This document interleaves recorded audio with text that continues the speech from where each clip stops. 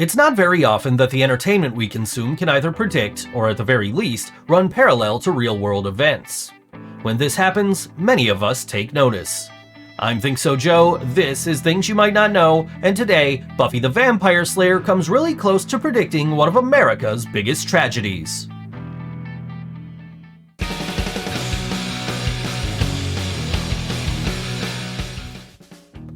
Based on the movie of the same name, the American television show Buffy the Vampire Slayer first debuted as a mid-season replacement show on the network The WB in March 1997. The now iconic genre show began a large shift in how fantasy and horror were portrayed on the small screen from the late 90s forward.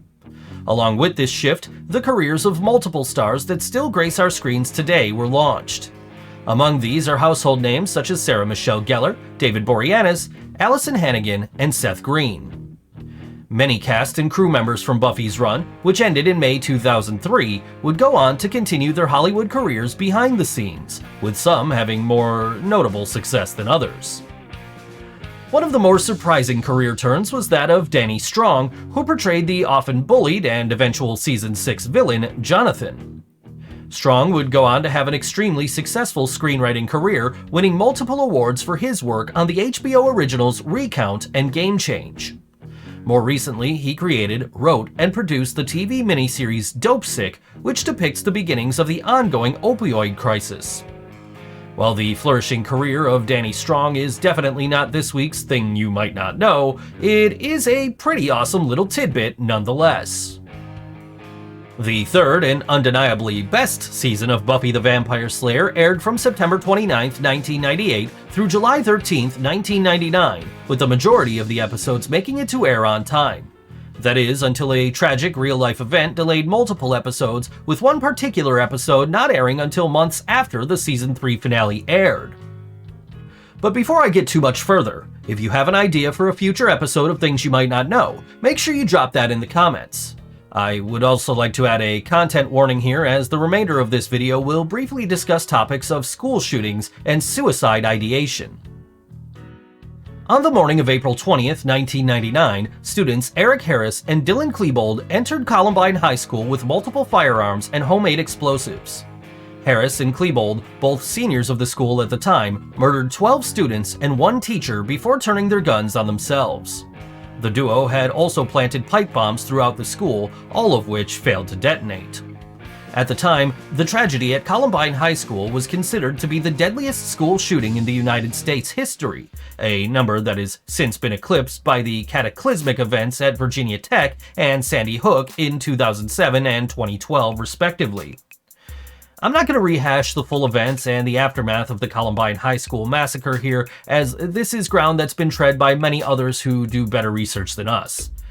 If you want to learn more, the podcast History of the 90s did a great job covering this. The Season 3 episode of Buffy the Vampire Slayer, titled Earshot, deals with the titular character briefly gaining the ability to hear the thoughts of those around her, an ability that many of us wish we had from time to time.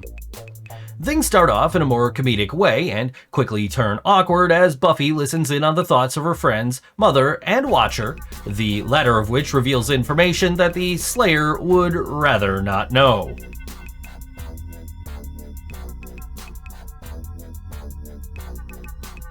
As Buffy explores her new power, she hears someone that she cannot identify think about killing all of the students at Sunnydale High School, where the majority of the early seasons of the show were set. As our hero and the rest of the Scooby Gang scramble to figure out who this disturbing thought originated from, Buffy comes across Sunnydale's favorite punching bag, Jonathan, holed up in the school's clock tower with a high-powered rifle in hand.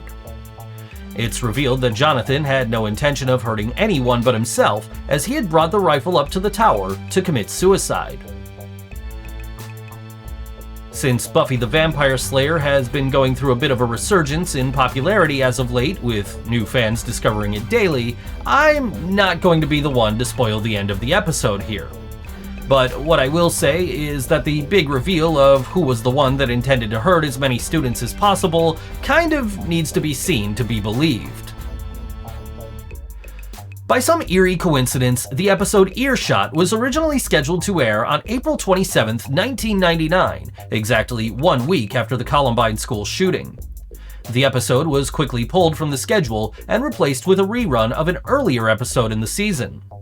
Earshot would eventually be aired 2 weeks before the premiere of Buffy Season 4 in September of 1999. This was not the only Season 3 episode that would see a delay in its airing due to the horrible events of Columbine. The season finale was also delayed due to concerns over violence depicted within the walls of Sunnydale High School, along with a pretty devastating on-screen explosion. While the concerns at the time were valid, given how the explosion was created, again, no spoilers, in hindsight, the decision to delay the season finale as well was definitely seen in hindsight as an overreaction. Hey everybody, thank you so much for watching Things You Might Not Know. If you enjoyed today's video, please leave a like and a comment down below. Subscribe to the channel if you haven't already, and hit that bell icon so you get notified every time I post a new video. You can follow me on Facebook, Twitter, and Instagram, and you can see a playlist of Things You Might Not Know videos over here. Thanks again for watching, and I'll see you next time!